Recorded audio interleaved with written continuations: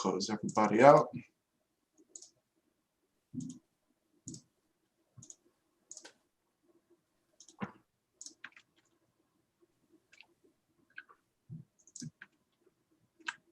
All right. See if we can get this PowerPoint up.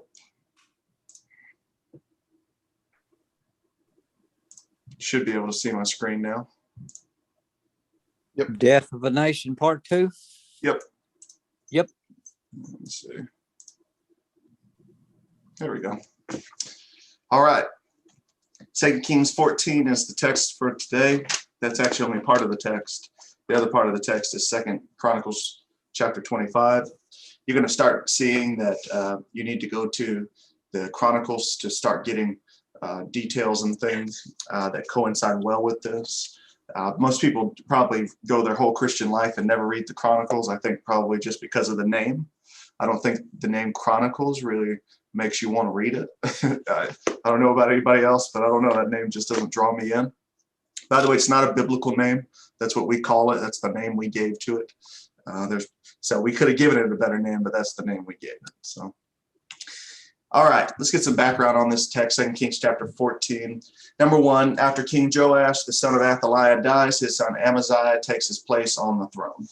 If you guys remember, Joash was the one who, when he was a year old, Athaliah, his mother, or grandmother, I should have put grandson, that's all right. His grandmother, Athaliah, went to go kill all of her grandchildren, and he was hidden away by a woman named Jehoshaphat, and her and her husband Jehoiada raised him. Jehoiada was a priest. So that's who died, and then his son takes his place. Number 2, Elijah has passed on from this life, and during his lifetime, the northern kingdom did not repent. The north's decline is imminent. So that's pretty bad. You had such a powerful prophet like Elisha come to perform such incredible miracles. They even had Elijah. So they had 2 incredible prophets come and to perform incredible miracles in front of them and to see the things that they did, and still they did not repent. They did not turn away. So that's how you know that they're in dire trouble.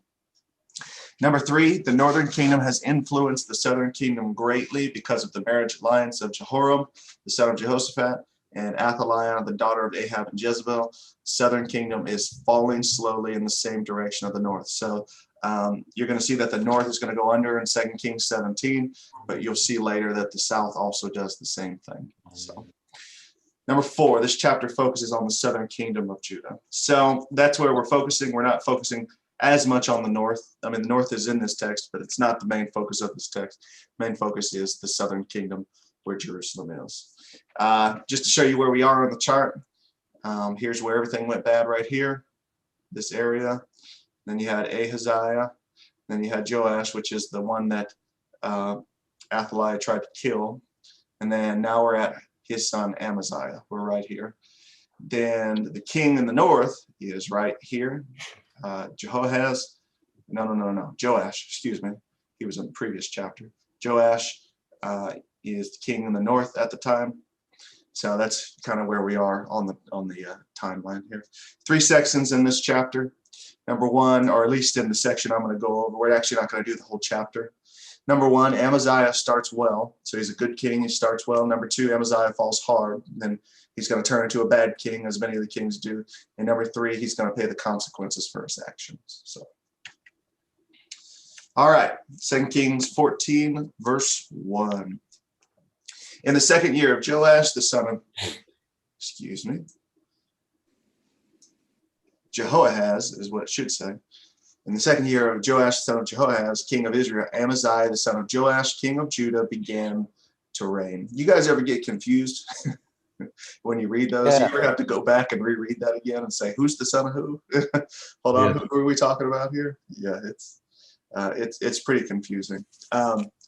Number 2, verse 2, he was 25 years old when he began to reign, and he reigned 29 years in Jerusalem. His mother's name was Jehoiadin of Jerusalem. So pretty good reign in regard to that. That's not bad at all. In verse 3, he's still getting his good start here. It says that he did what was right in the eyes of the Lord, yet not like David his father. He did in all things as Joash his father had done. but the high places were not removed. The people still sacrificed and made offerings on the high places. So in verse 3, he is compared to David, which is not surprising. If you remember, in the north, every time they look at a king, they always compare him to Jeroboam, the first king of Israel. In this case, they're generally compared in the south to David. So he did pretty good, but he was not like David. He was nowhere near to the level of David. Even though David made such major mistakes, he still was not as good a king as David was. So he was just like his father. So that once again, the apple didn't fall far from the tree. The high places remained, and it's strange that they have high places in the south because they have Jerusalem. But human beings, we don't like to do anything that's hard. We don't like change. We don't like to do things like that. So we go to the same places we've always gone. We do the things we've always done, and maybe Jerusalem was a long walk. So they said, well, we can just go over here. It'll be easier. So humans are just something else, aren't they? They're just something else.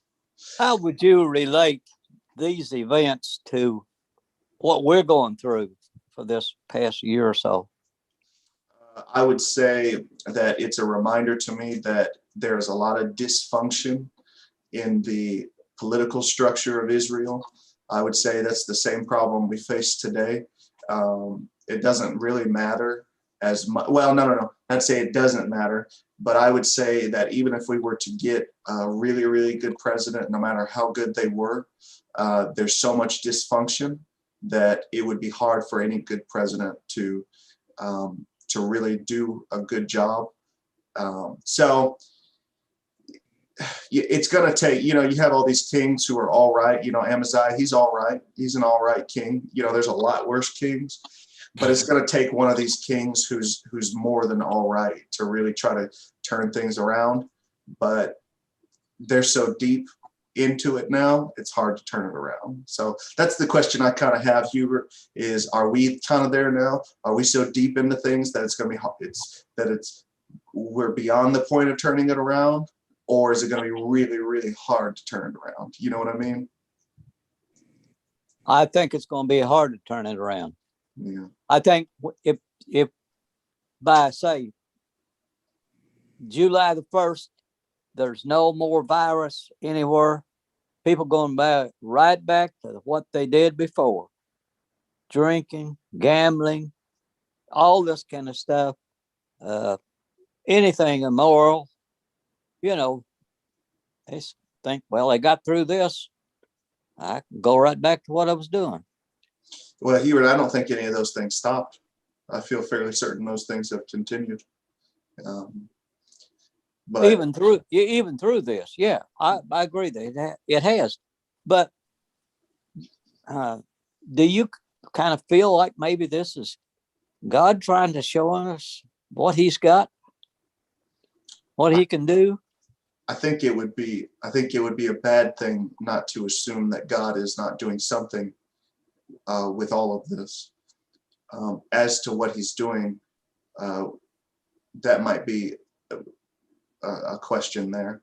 Is He trying to get people to look up? He may very well be doing that. Yep. So yeah, probably. So history repeats itself, doesn't it? It does. Yeah, it very much does. So we keep, just so everybody knows kind of what I was referring to in my mind. I was thinking about like the national debt and things like that.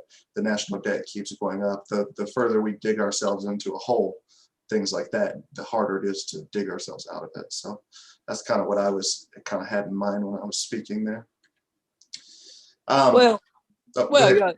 You get in debt with your lifestyle, don't you? I'm just speaking. We're morally broke in ethics and honesty and faith. We're broke. This country's broke. If you look back at of course, there's always been bad stuff, but we had a lot of good rulers in the past, presidents and things like that. And our Constitution was wrote on things that are biblically sound, you know, truth and fairness and everybody to be treated right and equally. But it didn't last long. Yeah, a lot of people, you're right, they don't believe in those types of things, even things like truth. People believe truth is very relative. Um, yeah, yeah. I don't think I would disagree with you on that, Hubert. Yeah, I agree. Um, in the next section, I know Hubert and I had a little conversation there. Continuing kind of with what Amaziah was doing, he has a good start and everything. It says, and as soon as the royal power was firmly in his hand, he struck down his servants who had struck down the king his father. Now, he waits until the power is firmly in his hand. He doesn't act hastily. That's always a good sign of a good leader. A good leader doesn't act hastily. A bad leader is impulsive. He makes decisions on the fly. He just does things without thinking too hard about them. But he waited until he had the power firmly in his hand. And once he knew he had the power firmly in his hand, he went ahead and struck down the servants who had struck down the king, his father. Now, if you remember, Joash was killed by two men. He was assassinated. And he made sure that those two men did not go unpunished. And then in verse 6, it says, but he did not put to death the children of the murderers, according to what is written in the book of the law of Moses, where the Lord commanded, fathers shall not be put to death because of their children, nor shall children be put to death because of their fathers, but each one shall die for his own sin. Now, let me ask you that, guys, do you guys think that he did the right thing? No. What did he do wrong? Well, by killing his former enemies, that's never the right thing to do, is it? Is all killing wrong? No, in some circumstances, it isn't. Right. But he's waited this long. Why wait 20 years before he killed these people? Probably because he just didn't feel like he had the power to do it. Let me just remind you guys, in Genesis 9, verses 5 through 7, God lays down a judgment, a mandate. He says that if anyone sheds a man's blood, by man shall his blood be shed, for he was made in the image of God. So God set down the precedent for capital punishment in times where people murder. So murderers, essentially, it was, the idea, eye for an eye, tooth for a tooth, life for a life. They took the life of a man unjustly, and so their life was taken justly. That's the idea. It was a proper judgment. Now, what he didn't do was what a lot of guys did, which was kill their whole family. And I think he made the right decision in not doing that. That comes from Deuteronomy 24:16. And that was very good of him. He took care of the people who did it, and he didn't charge the people who didn't do it with their crimes. So good on him. Yeah, I agree with that. All right. We have to go over to the Chronicles now to understand kind of what happens next with verse 7. I guess I forgot to put verse 7 in here, but that's all right. This is just where he goes down and he attacks Edom. So in 2 Chronicles 25, in verses 5 and 6, it says, then Amaziah assembled the men of Judah and set them by fathers' houses under commanders of thousands and of hundreds for all Judah and Benjamin. He mustered those 20 years old and upward and found that there were 300,000 choice men fit for war, able to handle spear and shield. He hired also 100,000 mighty men of valor from Israel for 100 talents of silver. Now, remember, hey, Larry, do you remember yesterday or the other day you and I were talking about what is an adult? And I said it was people who were 20 and upward. Do you remember that? Yeah, I remember that. Yeah. So this kind of points to that. There's a lot of other verses. This is kind of one of them that points to that. So in Israel, you were generally not considered an adult until you hit 20. I know in our time we do 18, but Yeah. I think 20 is better, in my opinion. I think it is. I agree. And verse 6, he also hires 100,000 men from the north, and he pays them 100 talents of silver. So that's all right, or at least it sounds all right initially. This was not uncommon. When people went out to war in ancient times, they would often hire people even from other countries, warriors from other countries, to go with them to battle against some other country. And so he did that. No big deal. It doesn't seem like a big deal. It just makes military sense, but something's going to happen. In verses 7 and 8, he's going to continue to fall hard. And it says, but a man of God came to him and said, O king, do not let the army of Israel go out with you, for the Lord is not with Israel, with all these Ephraimites. But go, act, be strong for the battle. Why should you suppose that God will cast you down before the enemy? For God has power to help or to cast down. So a prophet comes to him and says, hey, do not go out with the army of Israel. You can go out and you can fight, but don't go out with the army of Israel. God is not with them. Obviously, we kind of know just from what we've been reading in the last few chapters, God has a problem with the northern nation of Israel. And he hired men from there. So then he says, you can go, but if you go, guess what? You're going to lose. Now, notice how it says at the end of this verse, for God has power to help or to cast down. God has power to help or to cast down. Did you guys know that? Yeah, sure. Did you ever? Well, we know he's in control, so. Yes. I think we always know that God has power to help, but we don't always think about the fact that God casts down too. Yeah, I never thought about that. Usually we just think of God helps, but we rarely think of God casts down too. When Job lost everything, what did he say? Anybody remember? Say that again. Lord gives and the Lord takes away. There you go. Yeah, when Job lost everything, his response was, the Lord gives and the Lord takes away. And then he added, blessed be the name of the Lord. So I know we often talk about the Lord giving. Do we ever talk about the Lord taking away? Well, we don't like to think about that. No, we don't, do we? No. No, we don't. We don't like to think about it. Can God take away if he wants? Sure. Yes. Yeah. He gives, he takes away. And then you have to ask the question, when he gives, blessed be the name of the Lord. But when he takes away, what do you say? Same thing. Blessed be the name of the Lord. Yeah, same thing. Blessed be the name of the Lord. That's That's what you what should be. Yeah. That's what it should be. But we don't think like that, though, do we? No, we don't like to think like that. We don't like to think that God takes away, and we don't like to bless God when he takes away. We like to curse him. In fact, that was what Job's wife did. Do you still hold fast to your integrity? Curse God and die. That's what she told him. That was her advice to her hurting husband. Curse God and die. Just some food for thought for all of you. In verses 9 and 10, it says, and Amaziah said to the man of God, what shall we do about the 100 talents that I have given to the army of Israel? The man of God answered, the Lord is able to give you much more than this.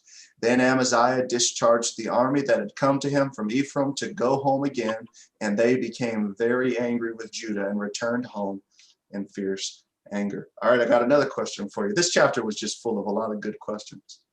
The Lord is able to give you much more than this. Do y'all believe that? Yes. Sure. Have you ever felt like maybe there's a time you want to do the wrong thing, but you do the right thing because you believe that the Lord is able to do much more than what you gave away? You ever felt that way? Say that again. Have you ever had a moment? Let's say you're doing your taxes, right? And you're sitting there, you're doing your taxes, and you owe money, but you could just lie. You could lie on your taxes, right? You could get away with it probably easily. Chances of you getting audited are low. But then you think to yourself, I can do the wrong thing, and yeah, I get to keep my money, or I can do the right thing, and I believe that God will take care of me. Have you ever been in a situation like that? You ever felt like that before? Well, he can definitely give more than you could ever cheat to get anyway. Yeah. People, the IRS knows everybody lies on their taxes. Or not Sure. everybody. They're quite aware that people do this. This is why they have auditors. That's why they exist. And they let a lot of stuff go too. You know they do. Yeah. But that's not the point. The point is we need to be people of integrity, regardless. And Right. so he's already paid these guys a whole bunch of money. It's going to be hard to ask for it back. And so he says, what am I supposed to do? I already paid these guys. And he says, the Lord will give you much more than this. He said, just let the money go. It's not a big deal. Just let it go. No problem. And they went home angry. And then you're thinking to yourself, well, you got the money and you didn't have to do the work. What's the problem? Well, the problem, I'll tell you guys the problem is. The problem is there was a lot more money in it than just 100 talents. They were going to go into another country. They were going to take everything that those people had too. So there was a lot of plunder to get, but now they don't get any of it. So that 100 talents was probably a small comparison to what they were actually going to get if they actually got to go to fight. So that's why they're mad.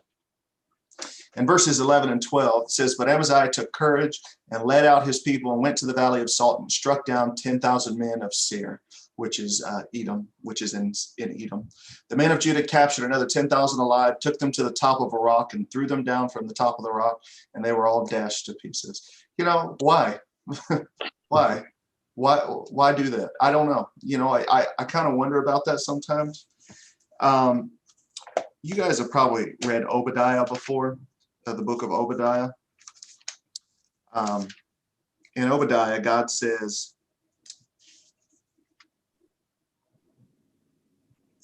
in verse 4, Obadiah verse 4, it says, though you ascend as high as the eagle, and though you set your nest among the stars, from there I will bring you down, says the Lord. Now, this book is about Edom. It's about the country that they're at right now. And this was God telling them that he was going to punish them for what they did. Well, Edom was very high. It had a very high elevation. It was up there in the mountains. And so, when I read this, it almost reminds me of that. It's almost like he was showing them that he was going to throw them down, and he did. But that particular prophecy did not refer to this particular event. But it is just kind of coincidental, it seems, that those words seem to be true even at different times. So, but you kind of wonder, it's like, why take them up and do that to them? So I think he went a little overboard. That's what I'm getting at there. I think he did go a little bit overboard. In verses 13 and 14, it says, but the men of the army whom Amaziah sent back, not letting them go with him to battle, raided the cities of Judah from Samaria to Beth-horon and struck down 3,000 people in them and took much spoil. After Amaziah came from striking down the Edomites, he brought the God. Well, let me just go back to verse 13 here. So after he lets them go, they're still mad. And so they decide to take vengeance by, instead of plundering Edom where they were going, they decided to plunder Judah where they just came from. And this is a moment here where unfortunately he did the right thing. He did do the right thing, but unfortunately the people who these gentlemen didn't have the right attitude after they left. So it's unfortunate that happened, but they did. In verse 14, it says, after Amaziah came from striking down the Edomites, he brought the gods of the men of Seir and set them up as his gods and worshiped them, making offerings to them. Now, what's wrong with that? Anybody know? Worshiping a false god. Yeah, but what's even more wrong with that? What gods is he worshiping? Well, he should be worshiping the true God of heaven. But which God is he worshiping now? The God of Edom. Yeah. Who did he just defeat? The Edomites. Yeah. All right. Now let's go to the next verse here in verses 15. In verse 15, it says, therefore the Lord was angry with Amaziah and sent to him a prophet who said to him, why have you sought the gods of a people who did not deliver their own people from your hand? That's a good question. That's a real good question. It's like, Yeah. Why would you worship the very God you just defeated? Well, maybe he was. Well, not maybe. It didn't appear here like he was making fun of this God. Well, it says he offered sacrifices to him. Well, no, I guess he didn't. I thought he did. Oh yes, at the end of it, making offerings to them. So yeah, he made Yeah. offerings to them. You don't give of your own finances and things to things you don't believe in. It's just strange. It's just strange. Yeah, it's strange behavior on his part. He done won the battle. Why would he go ahead and sink lower than that? Yeah, makes no sense. But it's only going to get worse from here. His fall continues. It says, but as he was speaking, the king said to him, have we made you a royal counselor? Stop. Why should you be struck down? So the prophet stopped, but said, I know that God has determined to destroy you because you have done this and have not listened to my counsel. So God is angry. The prophet comes to him and says, hey, why are you doing this? And he responds by saying, have we made you a royal counselor? Stop. Why should you be struck down? Now, when Nathan came to David, did David say stop? Say that again. When Nathan came to David, to King David, Nathan the prophet came to King David, did David tell him to stop talking, leave me alone?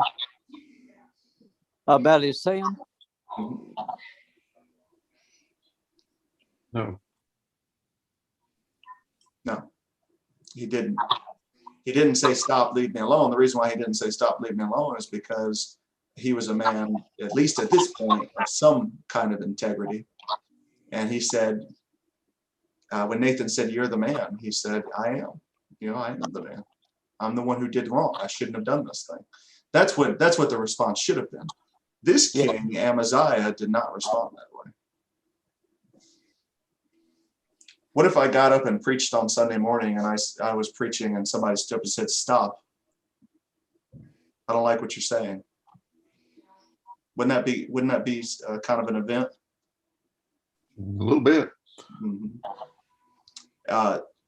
If what I'm saying is true, should I stop? No. No. Have you all ever heard of Marshall Keeble before? Yes. Yep. Yeah, he was doing a tent meeting a long time ago, sometime in the 1900s, early 1900s. He was doing a tent meeting and he was preaching, and a guy got up and acted like he was going to walk out, but he had brass knuckles on and came up and while he was preaching, punched him in the face, made him fall to the ground, and then he left. And everything stopped. Everything stopped, obviously. Everybody went to his aid, and you know what he said? He said, I'm okay. And then he got up and he finished his sermon. That's what he did. It didn't matter that man punched him in the face, did it? Some people don't like what you say, but it doesn't mean you need to stop. So Amaziah is not in a good place here. All right, going back to 2 Kings. I know this is confusing, folks. I know this is confusing. You're wondering, okay, Chronicles, Kings, what are we doing? Where is this going? In verses 8 through 10, that's why I didn't go through the whole chapter, because I said, okay, they're going to get confused if I try to do all of this at once. So in verses 8 through 10, it says, then Amaziah sent messengers to Jehoash, the son of Jehoahaz, the son of Jehu, king of Israel, say, come, let us look one another in the face, And Jehoash, king of Israel, sent word to Amaziah, king of Judah, a thistle on Lebanon sent to a cedar on Lebanon, saying, give your daughter to my son for a wife. And a wild beast of Lebanon passed by and trampled down the thistle. You have indeed struck down Edom, and your heart has lifted you up. Be content with your glory and stay at home, for why should you provoke trouble so that you fall, you and Judah with you? Now, this is kind of strange again, another strange event. Amaziah defeats Edom. So now he says, all right, I'm going to go north and defeat him too. Jehoash, the king in the north, responds with a parable. He says, a thistle in Lebanon sent to a cedar in Lebanon. Now, what is a thistle? Anybody know what a thistle is? Oh, it's crash bush, I guess it is. It's good for nothing. Good for nothing. Right. Yeah. It's a weed with thistles. There you go. Yeah. And so the thistle says to the cedar, give your daughter to my son for a wife. And a wild beast of Lebanon passed by and trampled down the thistle. Now, this is just his way of saying, I'm the cedar, you're the thistle. The beast, when he comes, tramples you down, but he can't hurt me at all. So you better know your place. That's his way of saying, know your place. You have indeed struck down Edom, and your heart has lifted you up. Be content with your glory. Stay at home, for why should you provoke trouble so that you fall, you and Judah with you? This is just his warning to him. If you come against me, I'm going to take you down. That's all he's trying to say here. Now, what's interesting about this is, you guys probably don't remember this, but in the last chapter, he only has, according to 2 Kings 13 and verse 7, he only has 50 horsemen, 10 chariots, and 10,000 foot soldiers, while the king in Judah, Amaziah, who's trying to go against him, has over 300,000 soldiers. So who do you think would win that? The 300. Yeah. Well, let's see what happens. In verses 11 and 12, it says, but Amaziah would not listen. So Jehoash, king of Israel, went up, and he and Amaziah, king of Judah, faced one another in battle at Beth Shemesh, which belongs to Judah. And Judah was defeated by Israel, and every man fled to his home. So 10,000 men defeated 300,000. How's that possible? God. Yeah, that's it. Yeah, God was fighting for the north, not because he approved of the north, but because the south was making a poor decision. That's why. Simple as that. All right, dealing with the consequences. In verses 13 and 14, it says, and Jehoash, king of Israel, captured Amaziah, king of Judah, the son of Jehoash, son of Ahaziah, at Beth Shemesh, and came to Jerusalem and broke down the wall of Jerusalem for 400 cubits from the Ephraim gate to the corner gate. And he seized all the gold and silver and all the vessels that were found in the house of the Lord and in the treasuries of the king's house, also hostages, and he returned to Samaria. Why did God let his house be plundered? Well, he didn't like what the king of Judah was doing, and he wanted to show him who was in charge. So the king of Judah. You got puffed up over winning one battle. Does God? I will put you in your place, right? Yeah. Does God hate pride in Scripture? Yes. Yeah, I'll give you guys a scripture.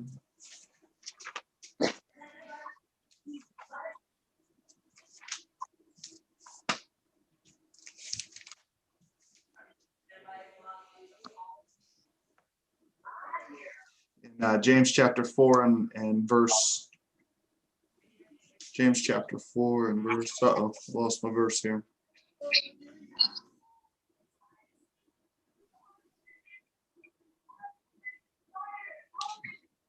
In James chapter 4 and verse 8, he says, draw near to God and he will draw near to you. Or excuse me, verse 7, therefore submit to God, resist the devil and he will flee from you. Draw near to God and he will draw near to you. Cleanse your hands, you sinners, and purify your hearts, you double-minded. So essentially, oh no, see, I read the wrong verse again. In verse 6, but he gives more grace. Therefore he said, God resists the proud, but gives grace to the humble. God resists the proud, but gives grace to the humble. So yeah, God is not a lover of pride. He doesn't like pride. And in fact, pride is one of the things where God is quick to shut us all down in regard to those things. So God let his house be plundered. I would suggest to you because those things are more important to us than they are to him. I think we should all humble ourselves and consider the fact that God doesn't need us. Have you guys ever thought about that? God doesn't need you. No, but that is true. Yeah, he doesn't actually need any of us to do anything. He can do anything he wants to do without us. He doesn't need us to worship him. I remember John the Baptist said to the Pharisees and the leaders who came to him that God can make these stones cry out. They're, trying to let them know God doesn't need you to worship him. He can make stones worship him if he wanted to. So God doesn't really need us. So I think that's part of the reason here. But he's obviously, Amaziah is dealing with the consequences of his actions, and hopefully he's going to learn something from this event. Of course, he's not going to have a whole lot of time to do it. So. Are you guys confused? Yeah, not really. Yeah. Okay. Yeah. Is anyone else confused?